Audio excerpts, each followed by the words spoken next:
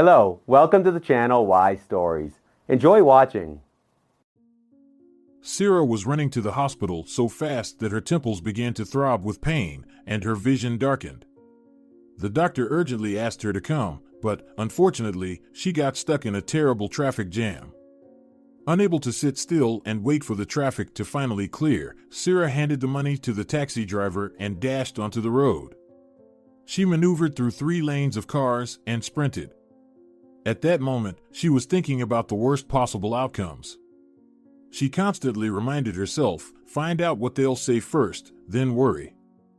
However, each time, her imagination painted grim pictures. Her son had been battling a severe autoimmune disease for 3 years. His body was attacking itself. Doctors managed to put him in remission, but the illness kept returning. This time, it was more serious than usual. Therapy was no longer effective. Cira made every effort to earn money, emptied most of her savings, and put Emiliano at the best private clinic, where she was rushing now.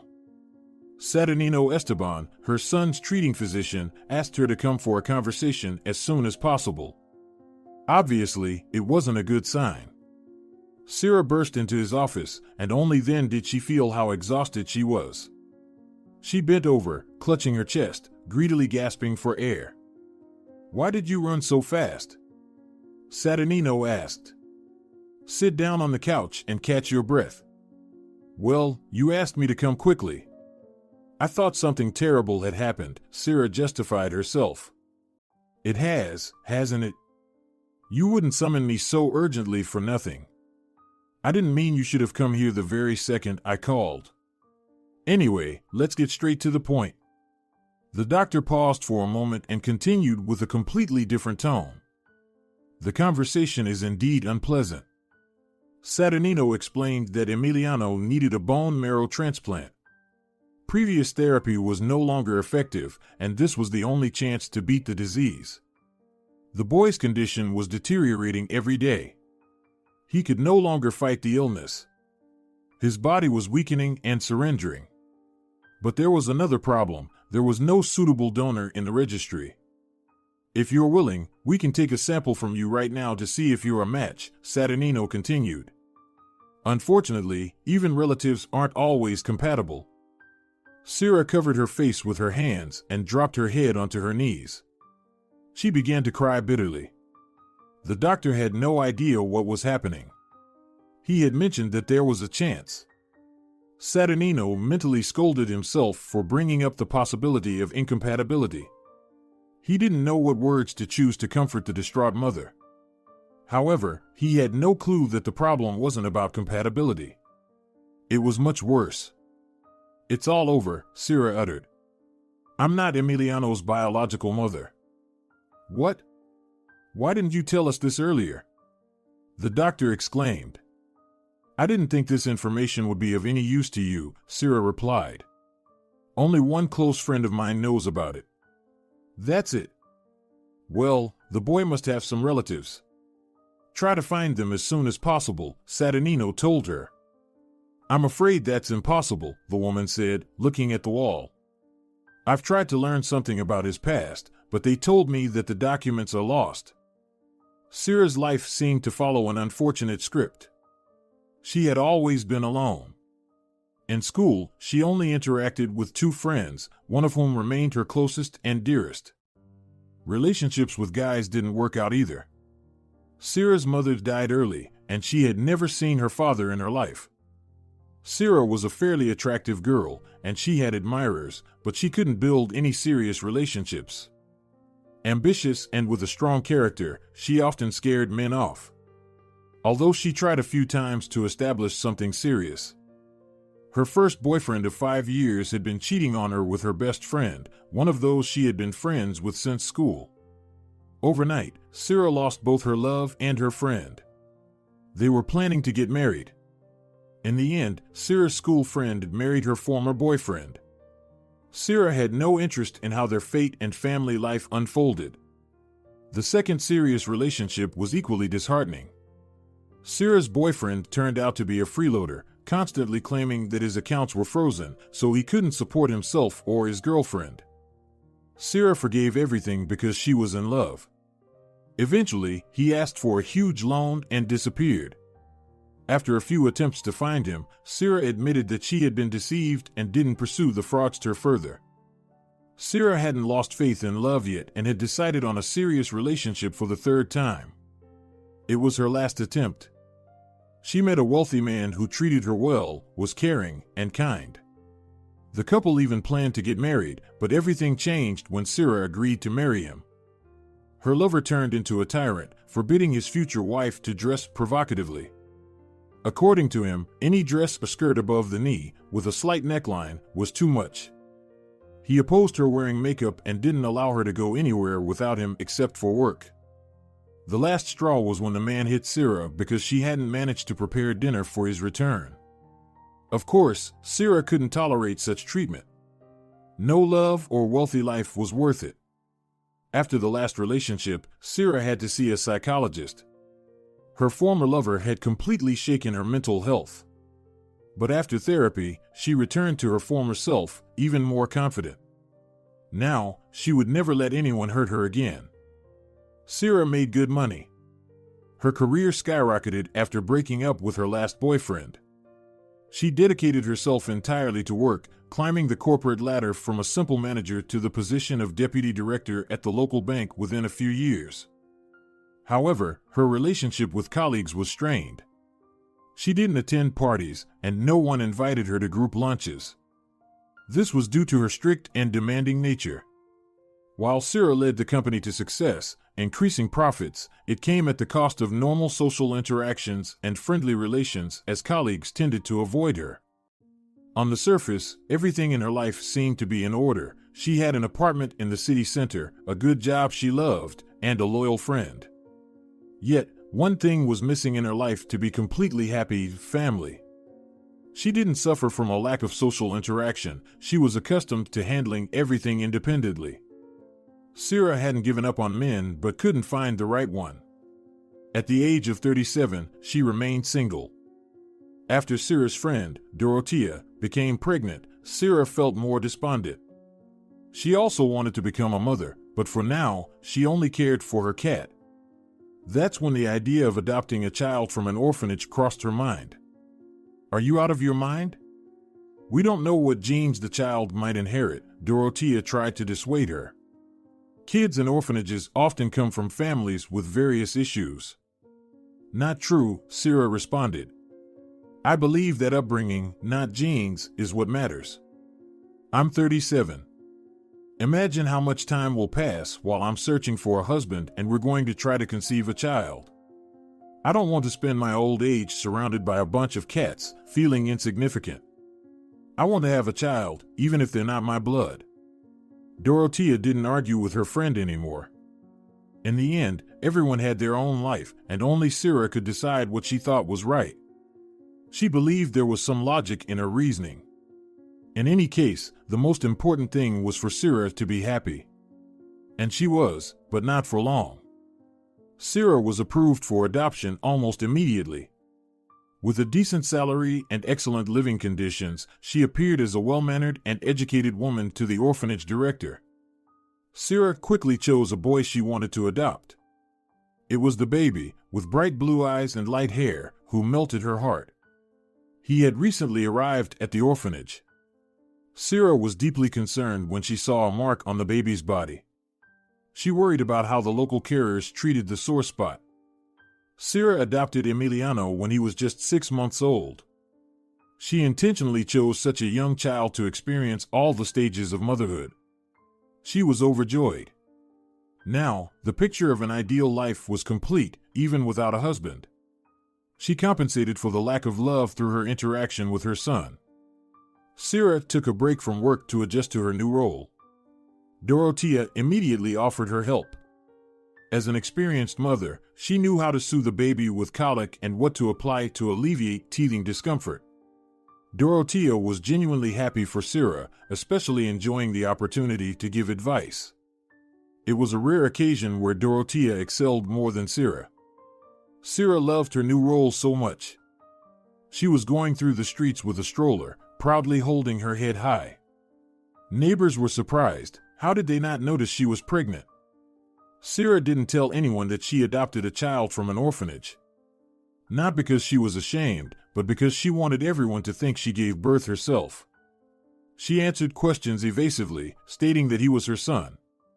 She enjoyed buying clothes for the baby and choosing the nursery decor. It was all new and unfamiliar to her. Cira didn't even mind when she didn't sleep for several nights in a row. She didn't know where she found strength for her son. Taking care of the baby brought her joy, and the lack of assistance didn't weigh her down. Cira found enough support and advice from Dorothea. Until the age of 4, Emiliano had no health problems. He grew up as a smart and obedient boy. However, one day he got strep throat. Something went wrong with the treatment of this common illness. As the doctors later explained, the prescribed medications were unsuitable for him. There was no indication of allergies or intolerance to drugs in his orphanage records, but the child's immune system didn't react well to the therapy. A common sore throat led to the development of a life-threatening disease, aplastic anemia. For 3 years, Emiliano had been fighting this disease. Cira directed all her efforts to save him. They visited numerous clinics and tried different treatment methods. Occasionally, they managed to bring the disease into remission, but it always came back. Eventually, Emiliano needed a bone marrow transplant. Without this procedure, there was no way to save him. Cira had no idea where to find his relatives. When she asked the orphanage for information about his family, they told her that his parents had died and there were no other relatives listed in his records. The day Cira will never forget arrived. She had been sitting on the bathroom floor the entire evening and night. Never before had she felt so helpless. She was praying for her son's health, seeking help from God, but she realized that Emiliano's relatives wouldn't magically appear, and her strength and capabilities played no role in this situation. It was the end. And it was hard to imagine a more hopeless situation. Cira was screaming, pounding her hands and feet on the cold tiles. What else could it do? She didn't dwell in despair for long. She simply wouldn't allow herself to give up. Not now, and not in this situation. She quickly pulled herself together and resolved to find someone, even if she had to travel the entire world. But she didn't know where to start. Cira wasn't going to give up. She decided to visit the orphanage again, from where she took Emiliano 7 years ago. The same woman, Yvonne Prieto, was still the director. She recognized Cira immediately and was delighted with her visit. However, when Cira told her the reason while she was there, Yvonne Prieto's joy quickly faded. Emiliano came to us without any documents, the woman explained. We're not even sure if he was born in the capital. Perhaps he came from another city. But how is that possible? Cira wondered. You didn't find him on the street. Someone brought the boy here. Or did you take him from a family? That's what I say, we literally found Emiliano on the streets, said Yvonne. He was lying in the park on a bench, wrapped in a blanket. We checked all the surveillance cameras in that area, and after reviewing several hours of footage, we only saw one girl with a similar bundle in her hands. However, the quality is so poor that it's impossible to accurately identify if she was carrying Emiliano. We don't even know what this girl looks like. Have you tried to find the girl? Asked Cira. No, as I said, maybe she has nothing to do with your son at all, the woman replied with a slightly guilty tone. She was captured by the camera at the park entrance, and we haven't seen her anywhere else. Why are you hiding the truth from me? Cira persisted. Yvonne reassured Cira that no one was deceiving her. Despite their desire, they couldn't help her. The child was found on the street. No one ever looked for him. What could they do? It doesn't happen like this, Cira insisted. Maybe you want money? Please, I can sell my apartment and take a loan. Whatever you want. I'll give it to you, just tell me something. Forgive me, I really can't help you. Do you think we're not worried about Emiliano's fate? Yvonne said. All I can do is share his illness with the press and involve charitable foundations to raise funds. Cira lowered her head and cried. She explained that only a relative could become a donor for Emiliano. Without that, there was no point in fundraising, charity, or anything else. If they didn't find anyone, he only had a few months left to live. And those would be terrible and agonizing days. But Yvonne repeated again that, despite her sympathy, she couldn't help in any way. Cira left with nothing. Though she had been told before that Emiliano's documents were lost, she still held a small hope for a miracle. But when she heard the director's words, it became evident that the situation was hopeless.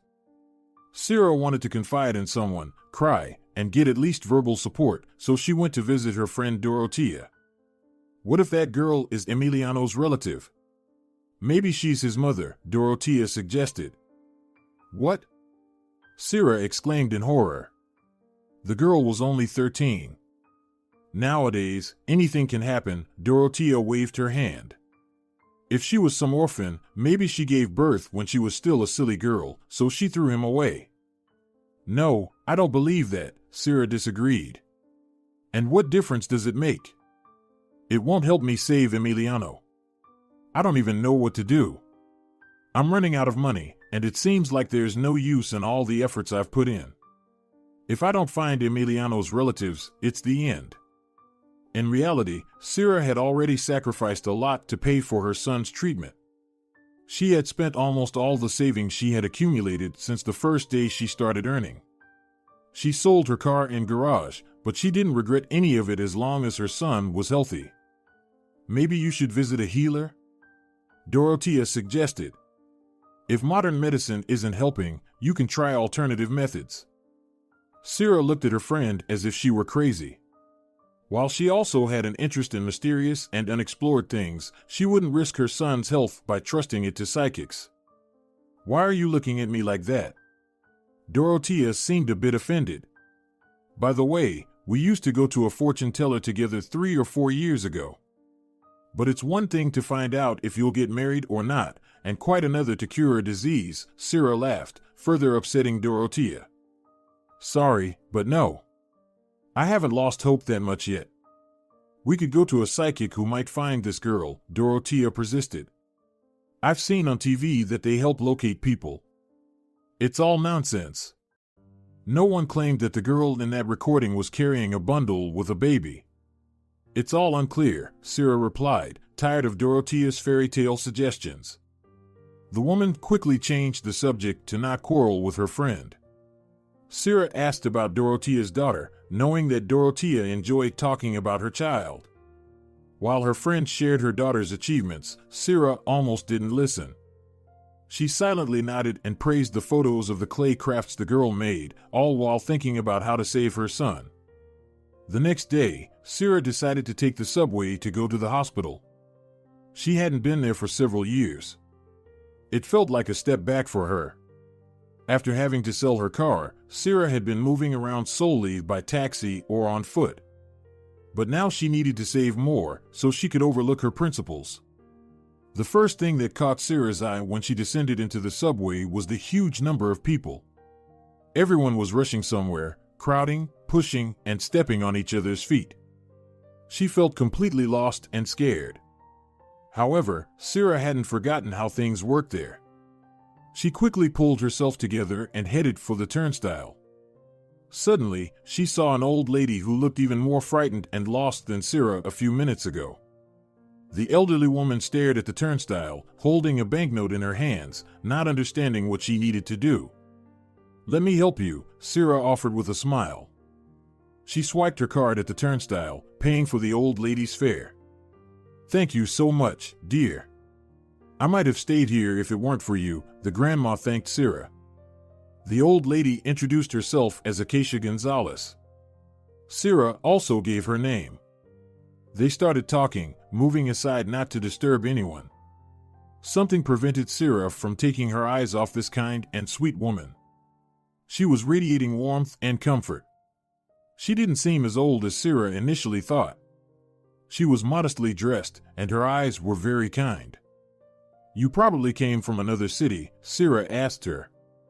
"Yes, I came from the village." It's my first time in the capital, Acacia shared. It's beautiful here, but so noisy and crowded. Yes, that's true, Cira agreed. Acacia explained that she came to visit her granddaughter, who was studying in her first year at the university. She praised the girl, talking about how Luz got into college on a scholarship. Luz was fully dedicated to her studies and didn't want to return to the village, so Acacia had to travel to visit her. She has no one but me, Acacia said. My poor orphan. I can see that you're not very happy either, Acacia suddenly said. It's written all over your face that you feel sorrow. Cira instantly darkened. Perhaps the conversation with her friend from yesterday had an effect, but for some reason she felt like Acacia was going to tell her fortune. The old lady's eyes sparkled, even though they were sad. Her gaze, which had been constantly moving around the area, stopped on Cira. Acacia took her hands, and a pleasant warmth spread through the woman's body. I do have a problem, but you probably won't be able to help me with that, Cira replied, gently freeing her hands from Acacia's. For some reason, Cira felt afraid, but she didn't move away from her new acquaintance. Life is very cruel, especially to good people, Acacia suddenly decided to share her memories. I once had a son, Ignacio. He was such a good lad, the village's first heartthrob. He also went to the city and found a wife. Alba was a good girl. They were so happy together. But they weren't destined to live with joy. First, they gave birth to Luz, my granddaughter. She was such a clever, independent girl from childhood. Then they had Antonio, and that's when the happiness ended. Cira listened as if enchanted, forgetting that she was actually in a hurry to see her son. But it was so interesting to find out what happened to Acacia's son, especially concerning the fate of the children. Alba probably got tired of dealing with Antonio. He was the complete opposite of Luz, constantly crying and screaming. Ignacio complained to me that they couldn't get enough sleep because of his tantrums. And it seems Alba, due to lack of sleep, forgot she was making broth. She fell asleep with the child during the day. Such a terrible fire happened. Luckily, Luz wasn't at home at that moment, she was in class. And Ignacio had just come home for lunch. He rescued Antonio from the apartment, but when he went back for Alba, he never came out again. What a nightmare, Cira said, almost with tears in her eyes. Did they perish? Yes, my son and his wife suffocated, Acacia replied. And the kids were left as orphans. So, you're raising 2 grandchildren. What a heroine you are. Cira admired the old lady. Not at all, Acacia said sadly, waving her hand. They took away my children and didn't give me the chance to raise my own flesh and blood. Antonio also suffered a little in that fire. He was wearing a synthetic suit, and the sweater burned to his skin in one place. It was such a terrible burn. My mother was a healer, but she didn't practice any witchcraft, she just made herbal infusions and tinctures. I foolishly offered to treat the burn with my homemade ointment, and they took it all into custody. Social workers went around the village, and the neighbors told them everything, that I was a local witch. Why did they say that if it's not true? Cira was surprised. Well, what can you expect from them? It's a village, Acacia shrugged. What else do the neighbors have to do? They spread various rumors about each other. They really consider me a witch, despite the fact that my mother never did anything like that.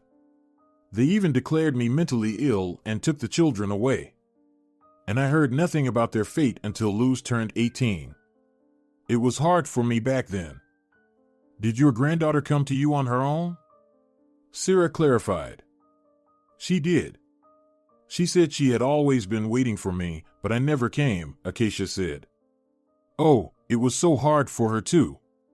They wanted to separate her from Antonio, but she ran away with him. He was just a baby back then. Luz wanted to come to me, but they caught her when she was going to the train station. She never saw her brother again. We don't even know if he's alive at all. The grandmother cried bitterly. It was clear that the memories were hard for her. Cira hugged Acacia and supported her. I think you will definitely find your Antonio. Don't worry. Maybe he will come to you on his own, Cira reassured the grandmother. Luz knew where to go, but Antonio was still a baby. It is unlikely he will find us. But thank you for the support, Acacia thanked her new acquaintance. Cira explained how to get to the right station for the grandmother, and there her granddaughter was supposed to meet her. The woman was again left alone with her thoughts. Acacia's story somewhat pulled her out of her harsh reality. For a moment, she forgot about her own problems. But now Cira was thinking again about how to save Emiliano. It was amazing that just yesterday she was talking to her friend about a healer, and here she meets a witch in the subway. Although the grandmother claimed that she didn't do anything like that, Cira somehow felt that she could help her. It was so hard for Cira to enter the hospital, and even harder to go up to the top floor. And it was completely impossible to open the door of the ward where her child was dying. Every day, Emiliano was getting weaker and weaker. He looked really bad. A lot of machines were connected to his skinny, small body. But it was all in vain. When Cira entered her son's room, he was asleep. It was very stuffy in the room, and the woman decided to open the window. Apparently, it was also hot for Emiliano because he pulled up his shirt almost to his neck. Suddenly, Cira noticed a scar under his ribs. Of course, she always knew about its existence, but she hardly ever thought about it. Emiliano got this injury in infancy when Cira took him out of the orphanage. There was a wound in that place. None of the social workers knew how the baby got this injury. And now Cira has guessed where her son got this scar from. It suddenly dawned on her. Cira compared Acacia's story with the information she had. The woman's heart pounded quickly, and her hand started trembling. So, this old lady is Emiliano's grandmother. Cira shouted out loud. The woman quickly ran out of the room. Cira was running, knocking down everyone who crossed her path. She remembered the station Acacia was traveling to and knew the name of the university where her granddaughter was studying. Cira was praying to find both of them. Her grandson has a sister who ran away from the orphanage, Cira reasoned to herself while traveling to the right station. And Emiliano was seen with the girl. Acacia's granddaughter was injured in the fire. Emiliano has a scar, the origin of which no one knows. Everything matches the age. I'm just sure that I found two relatives of Emiliano. More precisely, Antonio, as it turned out. Cira arrived at the right station. Of course, Acacia was no longer there. So the woman went to the university. She hoped that the orphan girl lived in the dormitory and probably couldn't afford to rent an apartment. Cira hoped to find Luz there. The receptionist at the university dormitory turned out to be surprisingly friendly and kind. Cira involuntarily remembered her own dorm commandant. It made her shudder as she held all the students in fear. Luz? From the first year? She asked again. And the last name? You know how many girls named Luz we have here, don't you? I don't know the last name, Cira said apologetically. I know she's an orphan. Well, that doesn't make the search easier, the woman shrugged. At that moment, another lady approached her. She already looked like someone you wouldn't want to bother with personal questions. She looked at Cira and furrowed her brows disapprovingly. Why are there strangers in the dormitory? What room were you going to? The formidable woman asked. I'm looking for a girl, a freshman, Cira replied, trying to sound more assertive because she knew that she had to communicate with such people in the same way. She's an orphan, studying to be a speech therapist. If you don't even know who you've come to see, how can I let you in? The dorm commandant asked even more sternly, furrowing her brows even more. It's fine, Laura. Do we have some kind of top-secret facility here? Her colleague was trying to soften her. Cira had had enough. She didn't come here to stroke the ego of a stranger. She came for help. If it wasn't for her desperate situation, she would have left immediately, unable to bear such rude treatment. But now she gathered all her courage and took control of the situation. I just asked whether a girl lives here, Cira muttered through clenched teeth. She's an orphan. Maybe I found her relative. Don't you have any compassion? The two women glanced at each other. The one who was a little kinder blushed with embarrassment for her friend, while Laura became even angrier. She was in charge here, and no one dared to contradict her. The dorm commandant had taken a deep breath, preparing to unleash all her anger on Cira, when a loud voice stopped her. "Cira, what are you doing here? I'm so glad to see you again," Acacia said as she was walking into the hall. She had just returned from seeing her granddaughter, who appeared behind her. Cira immediately guessed that this was Luz. She strongly resembled Emiliano. She had the same blue eyes and light, curly hair. "Here's Luz, the stranger I told you about. If it weren't for her, I wouldn't have found you," Acacia introduced Luz to her grandmother. Both the grandmother and Luz didn't understand why Cira was crying. They hadn't offended her at all. They hadn't even said anything yet, and she was just looking at them. The tears were streaming down her cheeks. The receptionist and Laura were even more surprised by this turn of events. The dorm commandant had completely forgotten that just a moment before, she was ready to throw Cira out onto the street. Now they were curious to see what would happen next. However, Cira didn't let them do it. She asked her new acquaintances to go outside and talk there. "Luz, do you remember how you and your brother were separated?" Cira asked the girl. She wanted to make sure that she was indeed her son's sister before making her request. "Of course, I remember losing him. Not a day goes by that I don't blame myself for what happened," Luz said. It was evident in her eyes that she truly regretted her actions. "I remember being so tired that day. I had been begging passers-by for hours to get enough money for a ticket to the station. This is probably how they found me.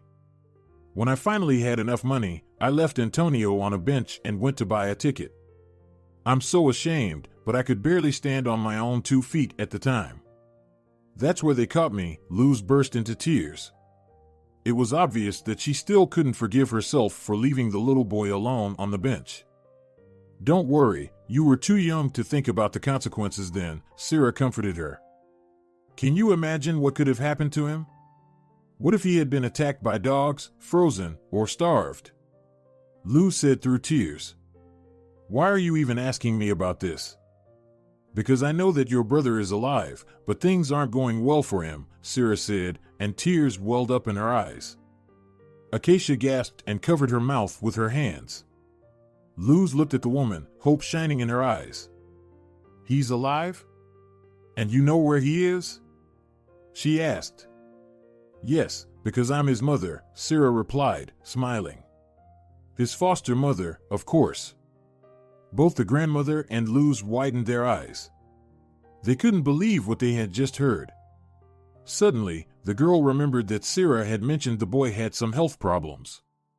"You didn't go looking for us for no reason, did you?" she asked. "Unfortunately, I've got a sad reason," said Cira. "If you're ready, we'll go to the hospital right now to make sure that Emiliano is really your relative." Both of them nodded. They didn't ask any more questions. Of course, they wanted their blood relative to be found. On the way, Cira told her story about how she adopted Emiliano and what she knew about his origins at the orphanage. Luz agreed that the stories were similar. Then Cira added about the scar above the ribs. "I don't remember where the burn was." "I certainly remember that it was on his body," Acacia said. "Yes, Granny, it was exactly on his ribs." "I remember that for sure," said Luz. "I'm sure we're going to our Antonio right now." "I'm sorry, they didn't tell me the boy's name." "I named him Emiliano," Cira added modestly. "It doesn't matter. The main thing is that he is my brother," said Luz. The women entered the ward. Luz immediately rushed to the boy. She kneeled in front of him and looked carefully at his face. "It's him. I'm telling you, it's definitely him, Granny," Luz said slowly. There was excitement, tenderness, and joy in her voice. Acacia also approached the bed and looked at the sleeping boy. "Luz, he's so much like you, especially when you were little," said the grandmother as she wiped away her tears. Throughout this time, Cira was standing modestly in the corner of the ward, not to disturb the sisters and the grandmother's admiration for her son, whom they lost 7 years ago. It's a pity that Emiliano couldn't regain consciousness and talk to them right now, though he was completely unaware of who these people were. Luz, are you willing to be a donor for Emiliano? Only a relative can save him, Cira asked. Why are you asking? Of course, I'll do everything to save him, said Luz. Take all of me, but save Emiliano. Cira left the girl with her grandmother in Emiliano's ward so they could spend some time alone with him, and she went to the doctor. She told Saturnino that she found her son's relatives, and they were willing to be donors for him. Excellent. These are very good news, said the doctor, delighted. Tell them to come here now. I'll explain the procedure. We'll take the tests and check compatibility. If everything is fine, we can perform the operation this week. Cira couldn't believe her happiness. She ran to the ward to deliver the news from the doctor as soon as possible. She was in such a hurry that she didn't notice the wet floor sign. Cira instantly flew into the air and fell to the tiled floor with a crash. A loud crunch resonated throughout the department, followed by a loud cry. The commotion drew the attention of the whole hospital. Everyone looked at the woman, who was lying on the floor, with her arms and legs sprawled in different directions. Cira had broken her leg, and it was a complex fracture with displacement. You're lucky that you fell in the hospital. There is not far to go, joked the traumatologist. I don't share your joy, Cira said indignantly. My son will have to undergo a complex operation, and I will be in a cast and won't even be able to help him. Cira was admitted to the hospital. She was fully immobilized for several weeks, the most important weeks of her life. That same evening, when she broke her leg, Luz and Acacia came to visit her. Cira, don't worry, the grandmother reassured her. We talked to the doctor. Luz had the tests taken. We'll know about the transplant tomorrow. Yes, don't worry. Granny will look after both Emiliano and you. I'll always be there to help. Saturnino said they'd discharge me on the same day after the tests. Luz supported Cira. I'm so lucky to have you, Cira replied. Dorothea did not leave her friend without attention either. She came to visit her on the very first day. Cira immediately shared her joy, telling the amazing story of how she met Acacia and about Emiliano's sister, who would be the donor. Aren't you afraid that after Emiliano recovers, they will take him away from you? Asked Dorothea. You know how to escalate the situation, Cira laughed at her friend. How can they take him away? He has been my son for 7 years. No unexpected relatives can take him away from me. Cira did not even think about the possibility that these nice old lady and the kind girl would want to separate her from Emiliano. Even if they did want it, legally, Hay could not do it. But another question troubled her, how to explain to the boy who these grandmother and the girl were. Why did they agree to help? Cira would gladly have arranged for them not to see each other after the surgery, but she understood that it was also wrong. Cira lay in the hospital for a whole month. During this time, Acacia, Luz, and Dorothea visited her. However, she was only concerned about the progress of Emiliano. Luz did become a donor for Emiliano. Cira was so happy to hear this news. Finally, the worst was over. Now the boy faced several difficult months of rehabilitation. But it was still better than waiting for death. Another woman was in the room with Cira. She, too, had a broken leg. Every day, a man named Salvador visited her. He immediately caught Cira's attention. He was so handsome and well-mannered. He always asked for permission to enter the room, greeted the patients, and asked about their health. Over time, Cira noticed that Salvador had held his gaze on her for too long. Once, he even brought her a bouquet of flowers. Mora, you are lucky to have such a husband. I hope you didn't mind that he gave me flowers? Cira asked her neighbor. Mora burst out laughing and shook her head. Cira was a little surprised by this reaction. It even made her feel a little offended. Was she incapable of provoking jealousy in anyone and looked so silly? But her neighbor quickly explained everything. She noticed that Cira darkened instantly after her laughter. "Salvador is my brother," replied Mora, laughing even louder. Now Cira smiled too. She noticed that she was genuinely pleased to hear this information. "We don't look alike, so I'm not surprised you didn't guess," said Mora. "But I wouldn't allow my man to openly admire another woman like that." Cira was embarrassed. "No one admires me," she said coyly. "I know my brother well." "He definitely finds you attractive," her neighbor continued. "By the way, I told him your story. I hope you'll forgive me for that." But he took it as his own tragedy. He was so worried that he asked me if everything was all right with your boy. "In that case, I must give him my phone number so that next time he can ask me directly," replied Cira. After Mora was discharged, Salvador continued to visit the room, which had become so dear to him. However, he now only visited Cira, and they got to know each other better. It turned out that the man had been alone for a long time and had given up on finding any kind of relationship. But Cira simply drove him crazy. The story of her son deeply touched Salvador. When she told him that Emiliano was her adopted son, he was even more impressed. "How did you dare to take such a step?" he asked. "Raising a child alone?" Cira said that her desire to be a mother was stronger than any fear. Although her son's illness had knocked her off track, she still didn't regret her decision. Salvador confessed that he too had wanted to adopt a child from an orphanage. He was infertile, but he didn't have the courage to take such a serious step. Cira was discharged from the hospital before her son. She immediately went to visit Emiliano. Seeing him, she couldn't hold back her tears. There he was, her boy, looking much better, smiling, and reaching his arms out to hug her. Cira hugged her son so tightly that his spine bones cracked. "Mom, it hurts," Emiliano said, laughing. "I missed you so much," his mother replied, loosening her grip a little. Cira asked her son about his well-being for a long time, and he was interested in her crutches. She couldn't move around on her own yet. When she finished sharing the latest news, Emiliano asked her the main question. It had been troubling him for several days. "Mom, who's the girl who became my donor?" Emiliano asked. Cira immediately became serious. She hadn't told her son that he was adopted. Of course, Emiliano had no idea that he had a sister who saved his life. His mother didn't know how to tell him about it.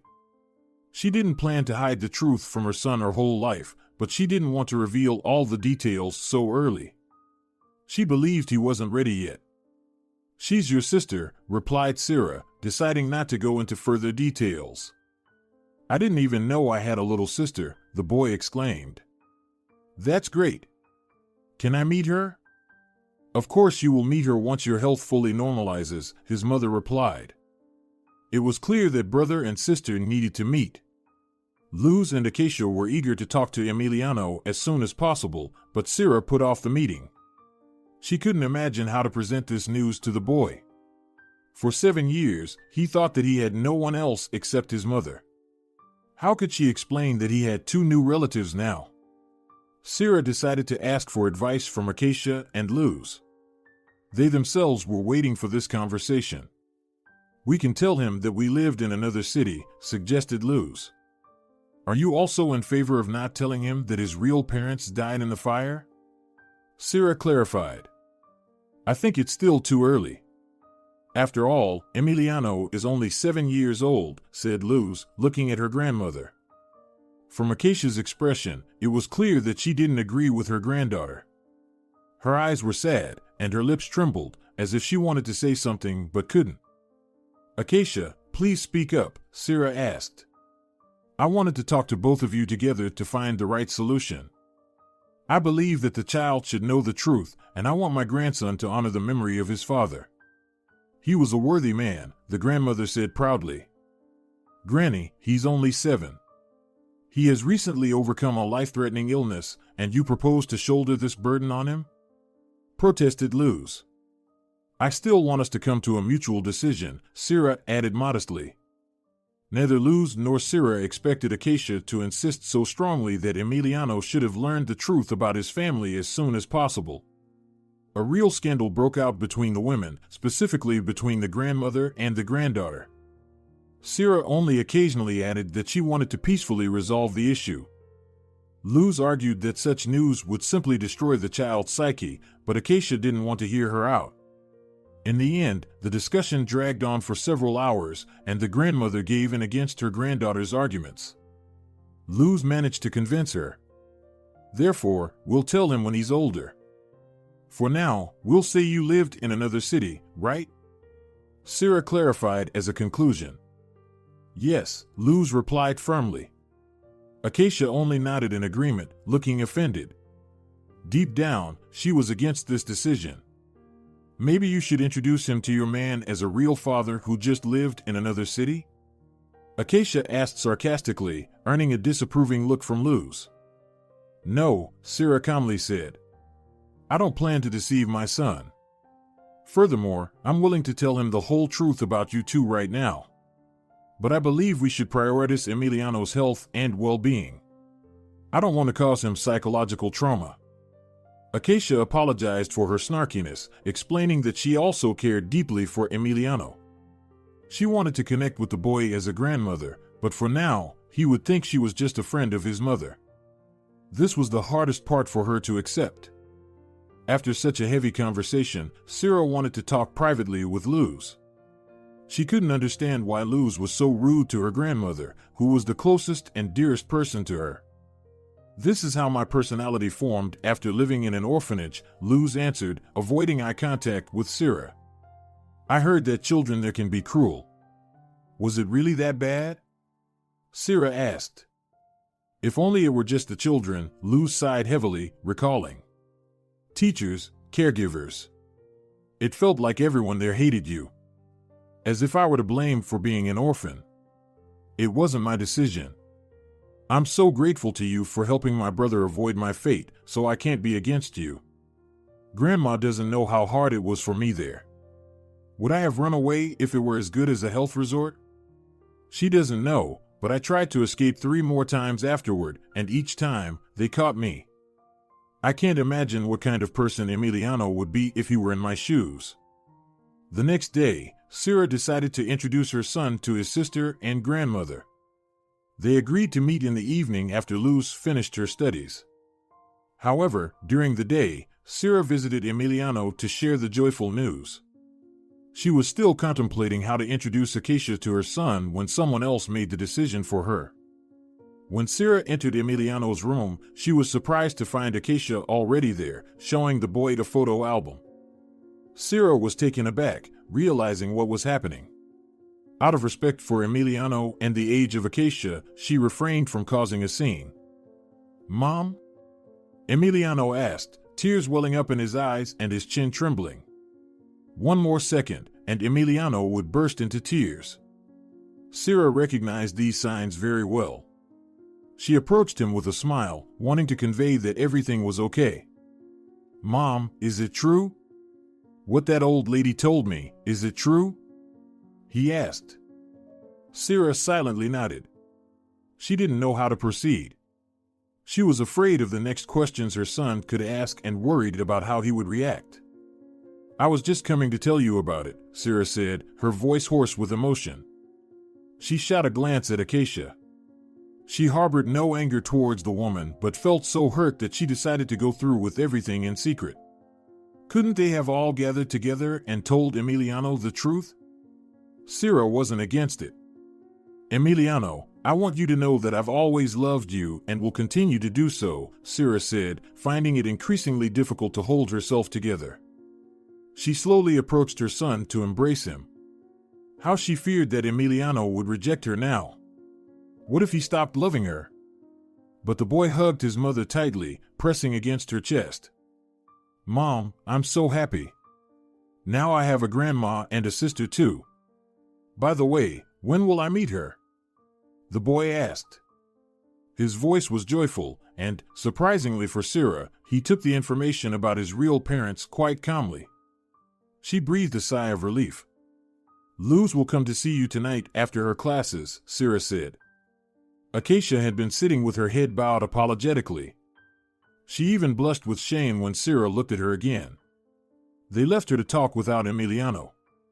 I'm sorry, but I just couldn't keep it to myself. I'm not going to turn him against you, I swear. Acacia immediately began to justify herself. I just want to make sure he knows who his parents were. I'm short on time. I want to be sure that our grandson knows about his roots.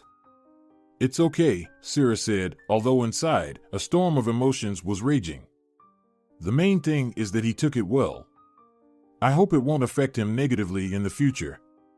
When Luz heard that Emiliano already knew everything, she initially became angry too.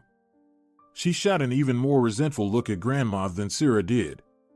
Acacia shrank, her neck completely disappearing into her shoulders. Cira decided to stand up for her. Don't worry. Emiliano took it calmly. He's looking forward to meeting you. He doesn't know and will never know about the bench incident. You can be sure of that, Luz reassured Cira, calming down. The girl went to her brother alone. He had such a big smile on his face. She responded in kind. Luz silently hugged Emiliano, and they had been sitting like that for a few minutes. Then brother and sister were sharing stories about themselves. The boy was talking about his love for soccer and promised to show his skills to his sister when he fully recovered. He's the most wonderful child I've ever met in my life, Luz said when she left her brother's room. Thank you for raising him. Luz and Cira were embracing, while Acacia was standing aside, shifting nervously from foot to foot. She still felt guilty, especially fearing her granddaughter's reaction. Cira wasn't as categorical in her feelings towards Acacia. Come here, Luz said with a smile, hugging the grandmother. And you truly are a healer, Cira declared. If I hadn't met you in the subway, I might never have saved Emiliano. The boy was discharged after a month and a half. Doctors warned that the illness could recur, but Cira, for some reason, was confident that it wouldn't. After triumphing over death, she was no longer afraid. Following his recovery, Cira and her son moved into Salvador's large house. The relationship between the couple reached a new level. Salvador quickly bonded with Emiliano, and they found common ground. He even built a small soccer field in the backyard, and they played together in the evenings. Cira couldn't believe she now had a real family. She had given up hope of finding a worthy father for her son, but Salvador turned out to be an excellent choice. Perhaps you had to go through all these trials to ultimately live a happy life, Dorotea, her friend, said. I also think it's a worthy reward for the pain endured, Cira said in response. Emiliano missed the beginning of the school year, but his sister gladly helped him catch up. He started school at the age of 8, but that didn't prevent him from making many friends. The boy joined the school's soccer section as well. Every weekend, he met up with his sister. Luz occasionally came to assist him with his studies. They were inseparable. It seemed like Luz wanted to bridge the communication gaps with her brother after years of separation. During vacations, Emiliano visited his grandmother. Cira took her son for checkups several times a year. She worried deeply that the illness might return. Yet Emiliano remained healthy and happy, surrounded by friends and family. No one questioned or remembered that they weren't blood relatives. Their relationships were genuinely familial. What was even more beautiful was that everyone got along. Cira welcomed Luz's visits to her brother, joyfully took Emiliano to spend time with his grandmother in the village, and observed with delight as her husband and son bonded. If you're enjoying it as well, leave a like and subscribe.